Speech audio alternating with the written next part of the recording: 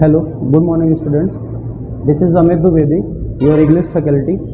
Today I am here to share your answer which have been appeared in your examination. As you know, last week we conducted your scholarship test for nursing exam. So today I am share answer of your question which have been appeared in your examination. So first of all I would like to say, however it is written over here, you should study all of these very carefully. जो कुछ भी यहाँ पे लिखा हुआ है आप लोग को ध्यान से पढ़ना चाहिए।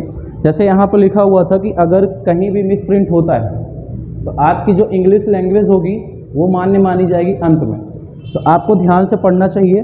और इसके बाद अगर आप OMR शीट देखते हैं,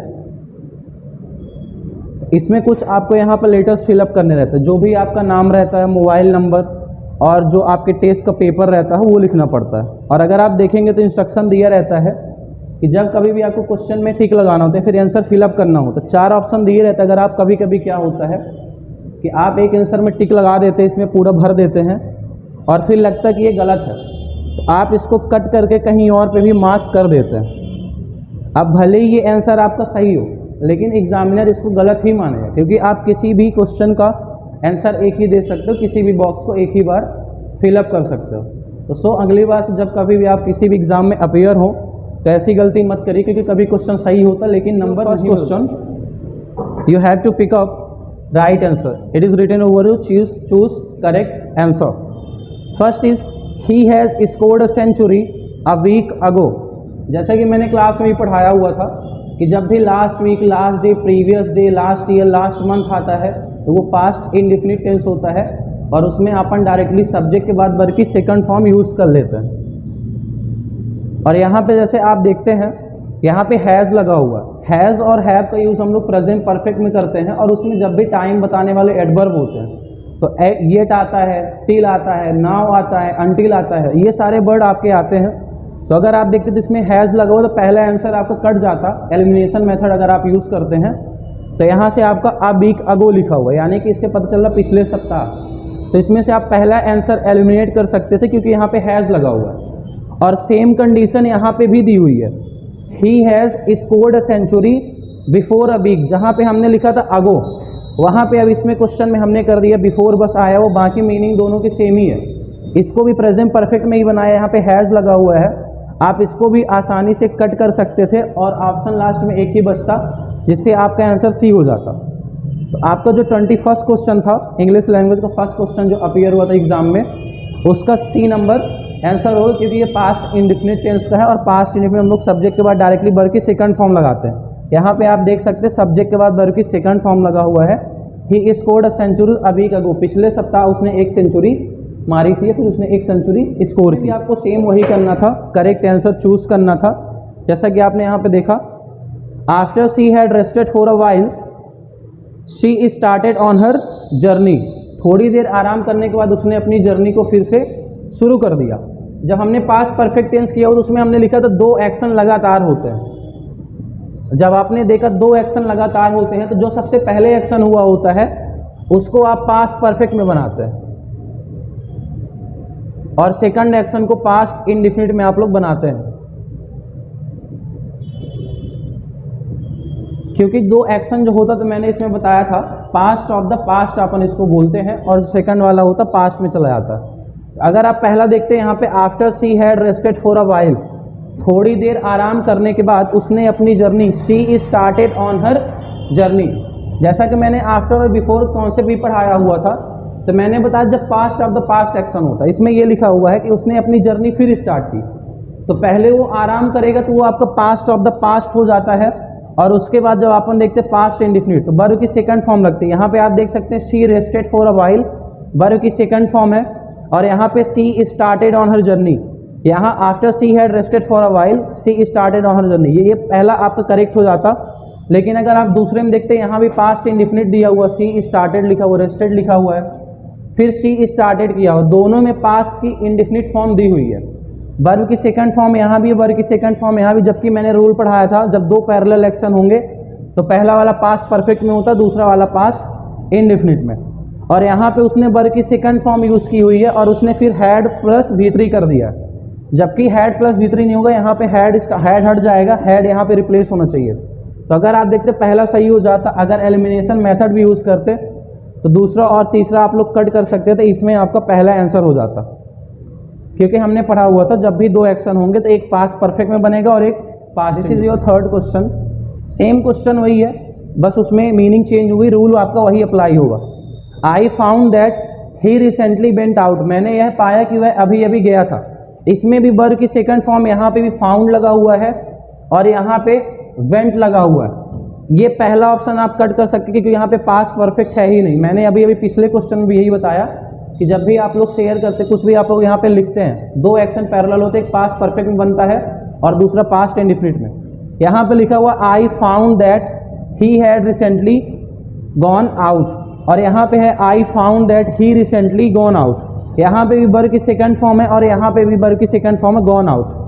बस यहाँ से हमने वेंट आउट लिखा हुआ था और यहाँ पे गॉन आउट, दोनों की मीनिंग लगभग सेम टू सेम ही होती है। और यहाँ पे अगर आप देखेंगे आई फाउंड आउट, मैंने यह पाया, he had recently gone out. जैसा कि आप कभी घर पे जाते तो आप देखते हो कोई मेहमान आया हुआ होता तो वो आपसे पहले ही आ जाता है, तो पास्ट ऑफ द पास्ट हो जाता। तो अपन ये बोल सकते the guest had come before I reach the home, मतलब मेरे घर आने से पहले गेस्ट पहुंच चुके थे। तो अगर आप पहला ऑप्शन और तीसरा एलिमिनेट कर देते तो आपको ऑटोमेटिकली सेकंड आंसर हो जाता, जिसमें आप भी आपकी आंसर की हो जाती। Question is when I called on her, पहला ऑप्शन दिया हो when I called on her she did her homework. इसमें मैंने रूल पढ़ाया हुआ तो पास्ट कंटिन्यूअस टेंस में जब दो एक्शन होते हैं तो एक लॉन्ग एक्शन होता है और एक शॉर्ट एक्शन। जो शॉर्ट एक्शन होता है उसको आप पास्ट इंडेफिनिट में बनाते हो और लॉन्ग एक्शन को पास्ट कंटिन्यूअस में। लॉन्ग एक्शन को हम पास्ट कंटिन्यूअस में बनाते हैं। यहाँ पे लिखा हुआ when I called on her she did homework, she did her homework. जब मैंने उसे कॉल किया उसने अपना होमवर्क किया। यहाँ पे दोनों पास्ट का दिया हुआ, जबकि मैंने बताया कि जो लॉन्ग एक्शन होता है, लॉन्ग एक्शन यानी जो कुछ टाइम से चल रहा है, जब मैंने उसे कॉल किया तो वह अपना होमवर्क कर रही थी। तो यहाँ पे लॉन्ग एक्शन कर रही थी के लिए मैंने तक कंटिन्यूअस होना चाहिए, लेकिन यहाँ पे उसने पास्ट इंडेफिनिट कर दिया। यहाँ भी वर्ब की सेकंड फॉर्म उसने दिया हुआ है, यहाँ भी वर्ब की आपके सेकंड फॉर्म ही दी हुई है। पहला ऑप्शन आपको ऑटोमेटिकली कट हो जाता।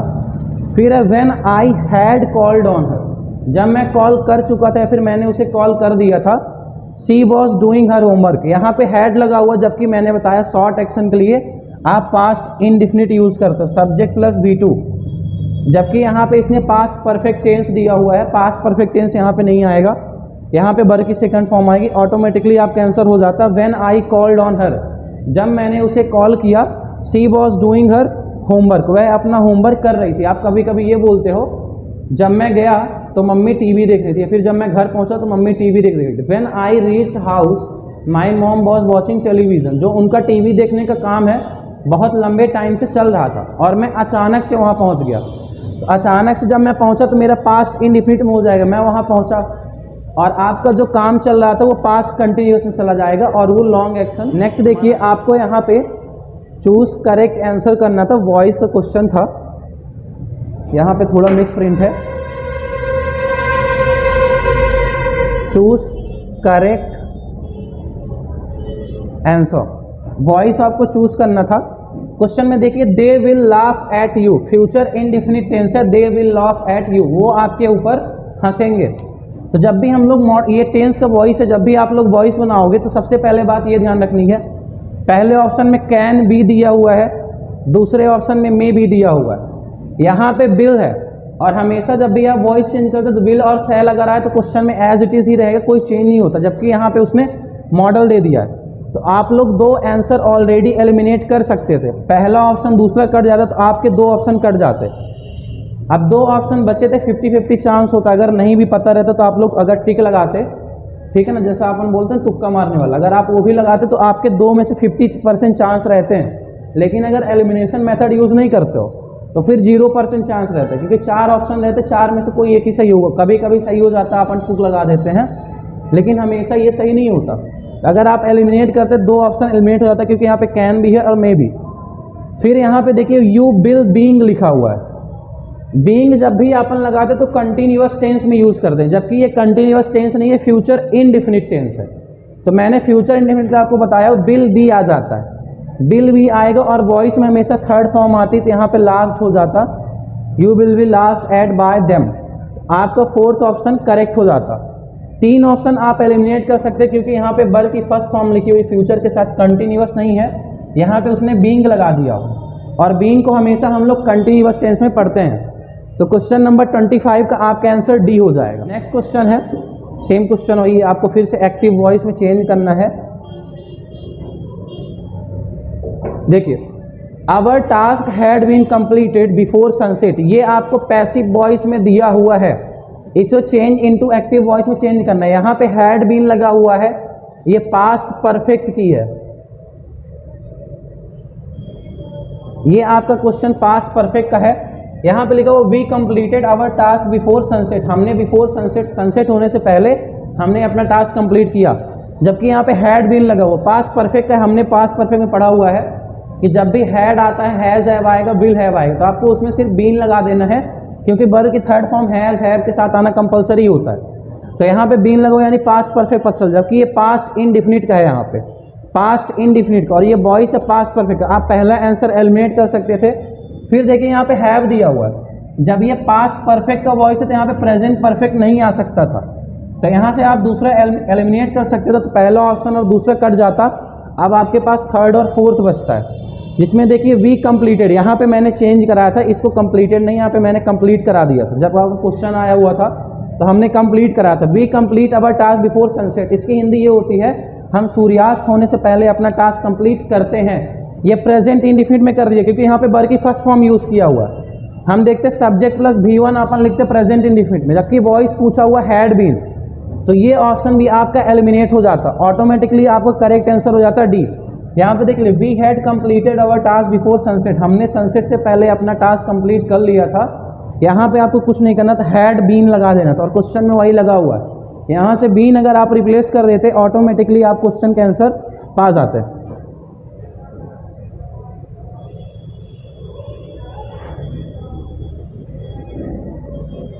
Okay, this is your next question. यहाँ पे you dash dash stood by your brother your sister when she was in difficulties. अगर यहाँ पे आपको करेक्ट आंसर चूज करना है, इन सभी में से आपको करेक्ट आंसर चूज करना था। सबसे पहले यहाँ पे आपको देखना पड़ेगा वर्ब की सेकंड फॉर्म लगी हुई है। मैंने मॉडल में जब भी पढ़ा था वर्ब की सेकंड फॉर्म अगर कहीं पे आती है तो अपन जैसे कैन होता है तो अपन कुड हैव उसको पास्ट में करते, शुड हैव कर लेते, must have, may have, would have, upon past में यही करते हैं। तो यहाँ पे वर्ब की सेकंड फॉर्म लगी हुई है, और यहाँ पे भी सी वॉज इन डिफिकल्टीज लिखा हुआ है। यहाँ से भी पता चलता है वो पास्ट की बात कर रहा है। You dash dash stood by your brother, अगर मैं ऑट टू लगाता हूँ और शुड हैव, तो यहाँ पे ऑट टू जो आप लोग यूज करते हो वो पैरेलल होता है शुड का। आप ऑट टू यूज करिए फिर शुड यूज करिए। ऑट टू और शुड आपके प्रेजेंट के चीज को बताते, प्रेजेंट की चीजों को रिप्रेजेंट करते हैं, जबकि क्वेश्चन आपका पूछ रहा पास्ट में। तो पहला ऑप्शन आप लोग कट कर सकते थे, और अगर पहला ऑप्शन कट जाता तो एक नंबर आप एलिमिनेट कर सकते थे, एक ऑप्शन कट जाता। फिर है यहाँ पे should have, you should have stood by your brother your sister when she was in difficulties. आपको अपनी बहन के साथ खड़े होना चाहिए था, आपको अपनी बहन का साथ देना चाहिए था when she was in difficulties, जब वह मुसीबतों में थी। ऑटोमेटिकली आपका यही सेंस निकलता है और आपका राइट आंसर भी हो जाता। ऑट टू हैव के लिए हमने पास्ट में नहीं पढ़ाया हुआ था और ना ही नन ऑफ दीज होता, शुड हैव हो जाता। और यहाँ पे आपको एक सजेशन भी दिया जा रहा है, एडवाइस भी दिया जा रहा है। और मैंने पढ़ा जब भी आप कभी शुड का यूज़ करते हैं तो सजेशन के लिए, एडवाइस के लिए और ऑर्डर के लिए भी यूज़ किया जाता है। तो यहाँ पे सलाह दी जा रही कि आपको अपनी बहन के साथ खड़े होना था जब वह मुसीबतों में थी। इसका आंसर 27 को हो जाएगा आपका बी नंबर। नेक्स्ट क्वेश्चन है, शी टोल्ड मी, उसने मुझसे कहा that she dash dash go to Mumbai next month, वह अगले महीने मुंबई जाएगी। अब यहाँ पे आप देखते हैं विल आया हुआ है और यहाँ पे टोल्ड लिखा हुआ है। जब भी आप शैल और विल का यूज़ करते हैं आप फ्यूचर के लिए यूज़ करते हैं, और फ्यूचर में जब यूज़ करेंगे यहाँ पे प्रेजेंट फॉर्म होना चाहिए था। See tell me that she will go to Mumbai next month, तो ये आपका सही हो जाता, लेकिन यहाँ पे वर्ब की सेकंड फॉर्म लगी यानी पास्ट आएगा। और मैंने आपके एग्जाम के पहले जस्ट एक दिन पहले मैंने वुड का यूज़ पढ़ाया हुआ था, और जब मैंने बताया था कि जब भी कभी वुड आता है तो आप पास्ट में किसी से बताते कि मैं ऐसा करूँगा, मैं ऐसा करने वाला हूँ, तो अपन उसके लिए वुड का यूज़ करते हैं, ना कि विल का। और यहाँ पे शुड लगा हुआ है। अगर पास्ट में आता शुड आता वर्ब की सेकंड फॉर्म, तो यहाँ पे इसके साथ हैव आना जरूरी था, और हैव के बाद वर्ब की थर्ड फॉर्म आती, लेकिन यहाँ पे वर्ब की फर्स्ट फॉर्म लगी हुई है। तो एक ऑप्शन आप ये एलिमिनेट कर सकते थे और विल हट जाता, क्योंकि विल अपन फ्यूचर के लिए यूज़ करते हैं, और अगर यहाँ पे प्रेजेंट होता तब विल आता। तो नन ऑफ दीज भी नहीं होगा, शुड नहीं होगा, आपका आंसर वुड होगा।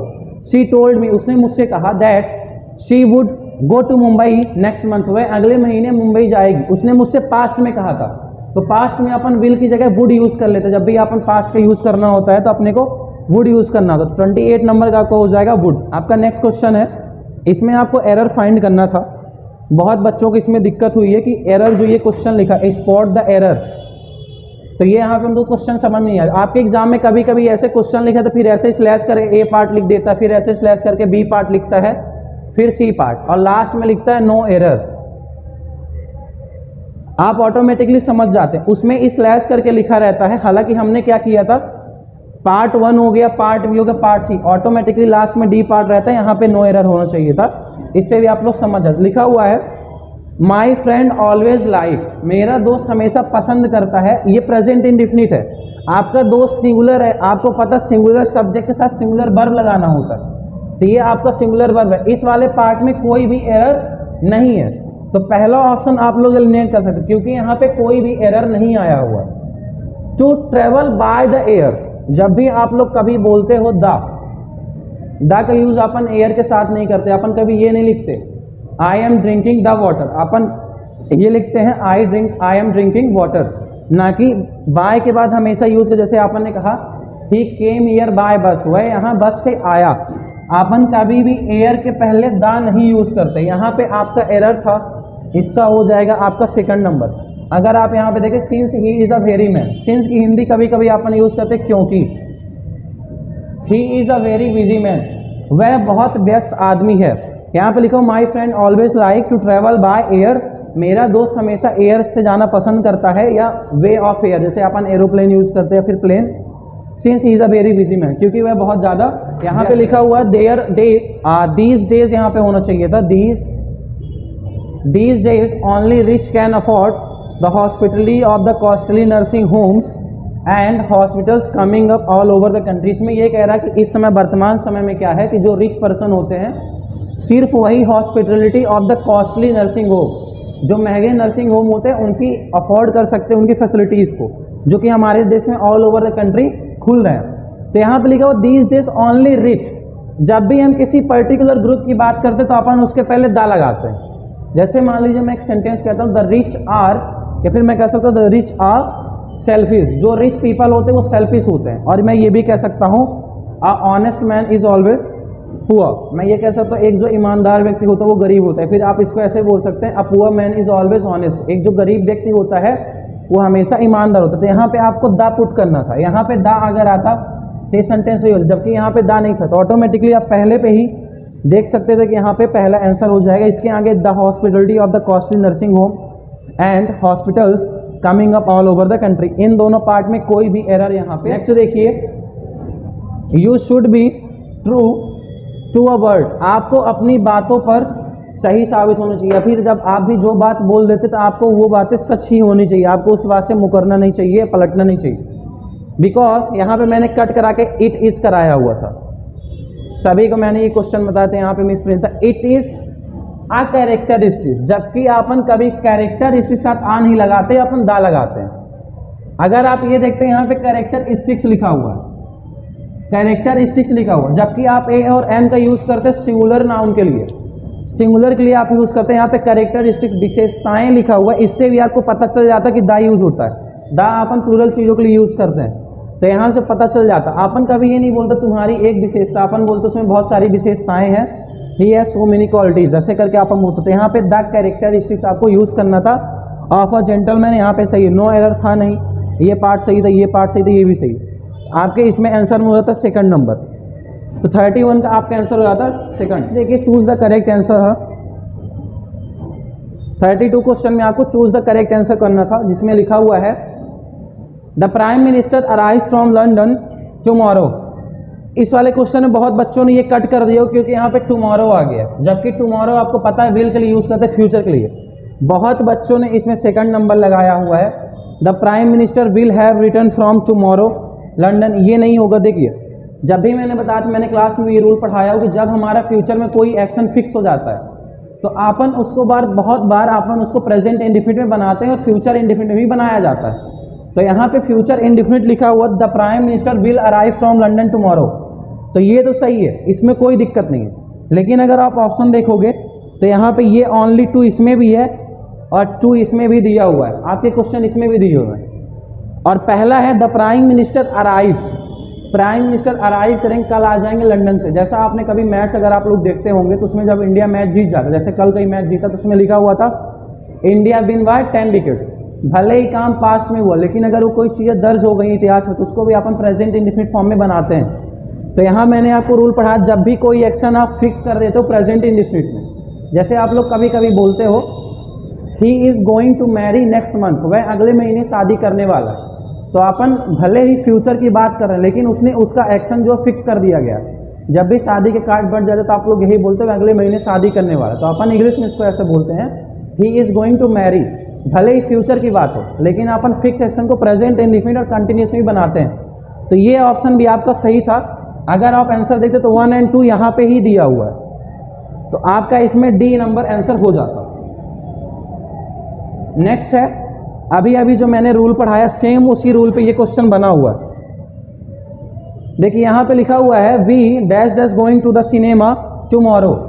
मैंने कहा हम सिनेमा देखने जाएंगे कल। बहुत बच्चों ने इसमें ऑटोमेटिकली विल लगा दिया होगा या फिर उन्होंने शैल लगाया हो, क्योंकि आई और वी के साथ हम लोग शैल लगाते हैं। मॉडर्न इंग्लिश में हर जगह आप विल भी यूज़ कर सकते हैं।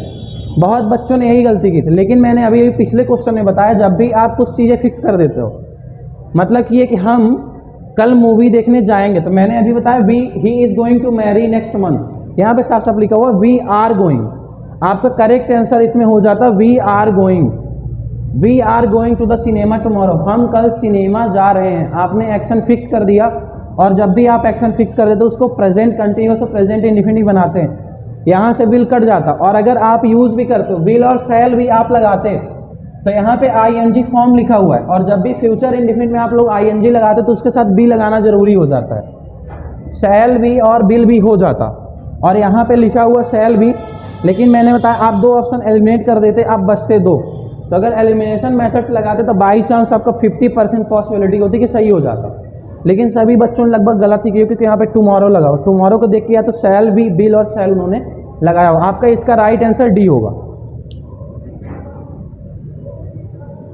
नेक्स्ट क्वेश्चन है एवरीवन वाज ग्रेटली अम्यूज्ड। यहाँ पे आपको प्रीपोजिशन यूज करना था, राइट प्रीपोजिशन। कभी आपके पेपर में आता है इन, ऑन, एट का नॉर्मल यूज नहीं पूछता, किसी वर्ड के साथ प्रीपोजिशन लगता है उसको पूछ देता है। अम्यूज्ड के साथ हमेशा एट लगता है, हमेशा अम्यूज्ड के साथ आप लोग एट प्रीपोजिशन लगाएंगे। Everyone was greatly amused at her ignorance of simple facts of life, सभी अमेज थे। फिर है many Russians name their children. यहाँ पे टू नहीं आएगा, यहाँ पे आपका आफ्टर आएगा। इसकी हिंदी अगर आप निकाल तो मेनी रशियन, बहुत सारे रशियन जो लोग होते हैं वह अपने बच्चों का नाम भारतीय बच्चों के बाद रखते हैं, मतलब भारतीय बच्चों का जो नाम रख दिया गया उसके बाद वो अपने बच्चों का नाम लिखते थे। के बाद का, अगर आप हिंदी निकालते आफ्टर की हिंदी के बाद होती, उसका भी आपका राइट आंसर आ जाता। तो 35 का बी हो जाएगा आफ्टर। फिर है यहाँ पे आपको करेक्टली मीनिंग चूज करनी थी। रेस्टोरेंट की करेक्टली स्पेलिंग क्या होती है आपको वो देखना था। यहाँ पे देखिए रेस्टोरेंट लिखा हुआ है, आपका पहला ये गलत हुआ था, यहाँ पे रेस्टोरेंट लिखा हुआ है, रेस्टोरेंट यहाँ पे आर मिसप्रिंट है, रेस्टोरेंट यहाँ पे लिखा हुआ है। तो 3 ऑप्शन हट जाते हैं, आपका 4th नंबर इसमें डी नंबर आपका ऑप्शन हो जाता। तो 36 का आपका डी होगा। फिर देखिए आपको यहाँ पे सिनोनियम्स वो करना था, यहाँ पे बाई होगा synonyms of the correct word. बेव यानी होता किसी चीज को माफ करना, माफ करना या जाने देना। अपन बहुत बार न्यूज में देखते हैं जब भी किसी स्टेट में इलेक्शन होता है उसके बाद जो पार्टी जीती तो हमेशा ये बोलते हैं हम किसानों का जो लोन है वो माफ कर देंगे, इलेक्ट्रिसिटी बिल माफ कर देंगे। इंग्लिश न्यूज़पेपर में हमेशा लिखा था वेव, वेव यानी होता छोड़ देना, माफ कर देना या फिर जाने देना। तो यहाँ पे रिवाइव लिखा हुआ है, रिवाइव यानी होता फिर से लगा देना, जैसा अपन बोलते स्टोर होता है स्थापित करना, रिस्टोर यानी पुनः स्थापित करना। तो यहाँ पे रिवाइव नहीं हुआ। फिर है रिजर्व, यहाँ पे लिखा हुआ रिजर्व भी नहीं होगा, मैक्सिमम लिखा हुआ, मैक्सिमम यहाँ पे होना चाहिए था, एक्चुअली में मिस प्रिंट है, यहाँ पे मैक्सिमम होना चाहिए। जबकि यहाँ पे रिमूव है, रिमूव यानी आप लोग देखते हो हटाना होता है, साइड में कर देना। इसका सिनोनियम्स पूछना था, तो वेव यानी होता माफ करना, जाने देना, रिमूव यानी भी होता जाने देना, माफ कर देना। तो इसमें आपका सी नंबर आंसर करेक्ट हो जाएगा। नेक्स्ट देखिए,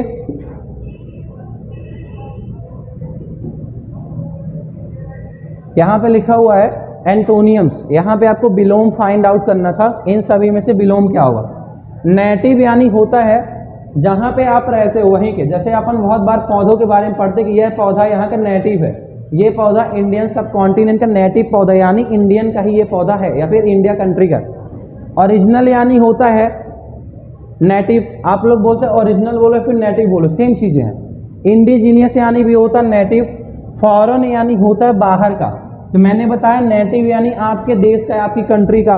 एब ओरिजिनल यानी भी होता है आपके देश का। ये तीनों फॉर्म जो थे सिनोनियम्स में थे, नेटिव के ये तीनों सिनोनियम्स होते, जबकि आपको एंटोनियम्स फाइंड आउट करना था। तो अगर नेटिव की आपको हिंदी पता होती, नेटिव यानी होता अपने देश का या फिर अपने यहाँ का, तो फॉरेन आप लोग ऑटोमेटिकली इसमें कर लेते। तो 38 का आपका हो जाएगा सी नंबर। 39 में लिखा हुआ है आई यूज टू एट सैंड। मैंने आपको पढ़ाया था यूज टू अपन पास्ट की हैबिट के लिए करते हैं, जो काम अपन पास्ट में करते थे लेकिन अभी प्रेजेंट में हमने वो काम करना बंद कर दिया। तो जब भी हम लोग लगाते थे आई यूज टू, तो यहाँ पे आप देखिए बर की सेकंड फॉर्म लगी हुई है, यहाँ पे बर की सेकंड फॉर्म। तो पहला ऑप्शन आप लोग एलिमिनेट कर सकते थे, क्योंकि बर की लगातार सेकंड दो फॉर्म नहीं आती, सेम फॉर्म बार बार नहीं आती। फिर आई वॉज यूज्ड टू, मैं ऐसा किया करता था जब मैं बचपन में चाइल्डहुड में अपने मिट्टी खाया करता था, यहाँ भी बर की सेकंड फॉर्म है, यहाँ भी यूज्ड लिखा हुआ है, ये भी ऑप्शन आपको ऑटोमेटिकली कट जाता। फिर है आई एम यूज टू, मैंने बताया जब भी I am use to use करते हैं इसमें अपन ये लिखते हैं प्रेजेंट की हैबिट को दिखाते। जैसे मान लीजिए मैं कहता हूँ I am use to drinking alcohol, मैं शराब पीने का आदी हूँ, फिर मैं शराब पीता हूँ, तो ये मेरी प्रेजेंट की हैबिट है। तो मैंने बताया था आई के बाद जब भी आप बी की फॉर्म यूज़ करते हैं इज एम आर, तो प्रेजेंट की हैबिट को आप बताते हैं। यहाँ पे अगर ईटिंग होता I am use to eating sand in childhood, childhood की बात करा, पास्ट की ऑटोमेटिकली बात करा, पास्ट के लिए आप लोग इज एम आर यूज़ नहीं करते, पास्ट के लिए आप लोग वॉज वर यूज़ करते हो, तो ये भी ऑप्शन आपको कट जाता। हालांकि यहाँ पे आई एन जी नहीं लगा हुआ था, फिर भी आप यहाँ पे कट कर सकते थे, ऑटोमेटिकली आपका आंसर डी हो जाता। आई यूज टू ईट सैंड, यहाँ पे बर की सेकंड फॉर्म के बाद फर्स्ट फॉर्म लगी हुई है, मैंने पढ़ाया हुआ था I use to eat sand in childhood, मैं बचपन में मिट्टी खाया करता था। नेक्स्ट देखिए, यहाँ पे आपको नरेशन चेंज करना था, डायरेक्ट इनडायरेक्ट स्पीच बोलिए, नरेशन बोलिए, दोनों अपन बोल सकते हैं इसको। यहाँ पे लिखा हुआ आपको इनडायरेक्ट स्पीच में चूज करना था कौन सा करेक्ट आंसर है। As you can see here, Kiran asked did you see the cricket match on television last night. Kiran ने पूछा क्या आपने कल टेलीविजन पे मैच देखा था। यहाँ पे डिड लगा हुआ है, पास्ट इंडिफिनिट है, पास्ट इंडिफिनिट। पास्ट इंडिफिनिट का जो भी नरेशन होता है आप लोग उसको पास्ट परफेक्ट में कर देते हैं। तो अगर आप पहला ऑप्शन देखते Kiran asked me whether I saw, यहाँ पे पास्ट इंडिफिनिट बर की सेकंड फॉर्म उसने यहाँ पे भी यूज कर दी, यानी पास्ट इंडिफिनिट उसने यहाँ भी दी हो, आई सॉ लिख दिया उसने। पहला ऑप्शन आपका कट जाता, पहला ऑप्शन आप लोग एलिमिनेट कर सकते थे। उसके बाद अगर आप दूसरा देखते हैं, दूसरे के बाद आप तीसरा देखिए, दूसरा अपन बाद में क्या, Kiran asked me did I see, same question उसने वही कर दिया, डिड की यू की जगह उसने आई कर दिया, जबकि मैंने बताया पास्ट इंडिफिनिट का आप पास्ट परफेक्ट में करेंगे, यहाँ पे डिड आई सी कर दिया है। और यहाँ पे एक ये भी तो लास्ट नाइट उसने लिखा हुआ, जबकि जब कभी भी लास्ट नाइट नहीं अपन करते हैं, अपन अर्लियर नाइट करते हैं, लास्ट नाइट को हमेशा नरेशन में अपन अर्लियर नाइट कर देते हैं। तो ये ऑप्शन भी आप लोग इसको एलिमिनेट कर सकते, तो नो एरर का हो जाता। और थर्ड ऑप्शन ऑटोमेटिकली आपका आंसर आ जाता, किरण आस्क्ड मी, मुझसे किरण ने पूछा whether I had seen the cricket match on television the earlier night, क्या मैंने कल रात को टेलीविजन में मैच देखा था या नहीं। तो यहाँ पे आपका आंसर बी हो जाता। तो आपको ऐसे ही क्वेश्चन अटेंड करने थे, 20 क्वेश्चन थे जो मैंने अभी आपके साथ डिस्कस किए। कभी भी एग्जाम में आप लोग तुक्का मत लगाया करिए। 4 ऑप्शन जब भी लगाते तो वहाँ पे 0% चांस होते हैं, फिर कहिए 25% के 4 में से कोई एक सही होगा। एलिमिनेशन मेथड से अगर आप लोग क्वेश्चन सॉल्व करते हैं तो ईजिली सॉल्व कर पाएंगे। हालांकि अगर 2 ऑप्शन भी एलिमिनेट करते तो 50% चांस रहेगा कि 2 में से कोई एक सही हो जाएगा। Okay, thank you.